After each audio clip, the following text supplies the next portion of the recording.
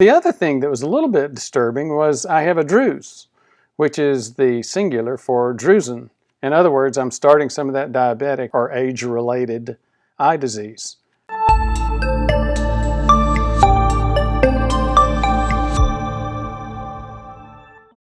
So I just got back from the optometrist. It's been, for a doc that does prevention, I shouldn't admit it, it's been like 4 or 5 years. Here's the good news. My distance vision has improved to where I don't really need distance glasses anymore.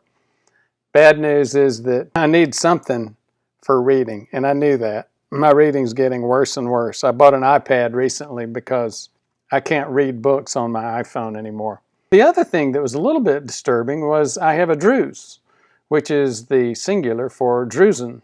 In other words, I'm starting some of that diabetic or age-related eye disease. I'll show you in just a second. So Dr. Meyer, what did you see on my tests? First of all, what tests were these? So this is a wide angle shot of your retina. This is called an optos, but what we're looking here is a picture of the back of your left eye. These are your eyelashes, but this is the optic nerve, the cable that connects the eye to the brain, the blood vessels, and the whole thing's the retina. So with traditional dilation, we shine bright lights in looking at for any holes or tears or breaks to the retina. So we don't see signs of anything like that. Then we look at the optic nerve, the cable that connects the eye to the brain, the blood vessels. And then the center part of the retina is the macula. It's responsible for the center part of the vision. So with some issues with diabetes and high blood pressure, it can cause damage to these blood vessels and cause them to bleed and leak fluid, a condition known as diabetic retinopathy. So in your case, in your macula, the center part of the retina, we do see this little lipid deposit, which is known as a drusen. These can sometimes be seen in people with macular degeneration. Now we took another scan of the eye known as an OCT, which does a high-def look at the macula. So could you point out that resin with the, there you go, here. Perfect. This Thank sort you of very yellowish sort of drusen, or a single would be a druse. Okay. But the macula here, the center part, has the highest concentration of cones and the photoreceptors that are responsible for high vision, and that's why it's sort of darker in pigment. Now, the other scan looks at sort of a cross-section of the retina and of the macula, and normally it has a little sort of... This is called an OCT. What's that stand for? Optical tomographical. CT. Optical tomography. Yeah, yeah, you got it. So normally it has a little sort of dip to it. So these are all the layers of the retina. So looking at that druse, we can see here a little bump right there. Yeah. And like I said, sometimes this lumpy, bumpy appearance can be associated with age-related macular degeneration.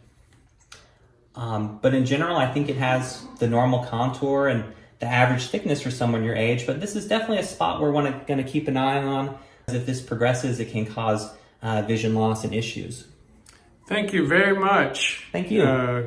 Dr. Meyer. Well, thank you for coming in. So there you have it. Despite the fact that I'm doing a lot to control this disease process, macular degeneration, age-related eye disease, AREDS, all of these diseases are similar to diabetes. They are a slow progression of a disease. And the trick here, the goal is to slow it down as much as possible, and in some cases even reverse it. Thank you very much for your interest.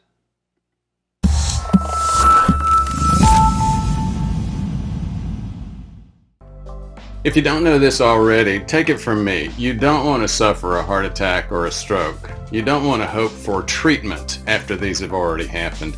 Heart attack's the #1 cause of death, still, and stroke is the #1 cause of permanent disability. And when we talk about that, we forget about the fact that it causes so much agony for your family. So why wait for a heart attack and stroke to happen when the knowledge and tools are there and they're available? If you're worried about the tests, the cost of tests, the consultations, the cost of that, I understand. It shouldn't have to cost that much. Taking first steps for your health should not be that expensive. My name is Ford Brewer. I'm a board-certified preventive medicine doctor. I used to teach this at Johns Hopkins. I've taught hundreds of doctors in prevention. I've helped thousands of people avoid death and disability from heart attack and stroke. With the success of the Kentucky event this past November, we're motivated to spread the good news about heart attack stroke prevention. Join us on February 28th in Orlando, Florida for another heart attack and stroke prevention conference. For only $740, this is an excellent opportunity to have your CIMT and know the actual risk for cardiovascular health. Learn about plaque, inflammation, insulin resistance, and taking charge of your health in ways that you may not know. And that's not all. Sign up for the full package. You'll have more. Not only the necessary lab tests, but I will be your doc and Janice will be your health coach in moving forward and getting control of your health and preventing that heart attack or stroke. Believe me, heart attacks and strokes are optional. So register now and know your status before it's too late. See you in Orlando.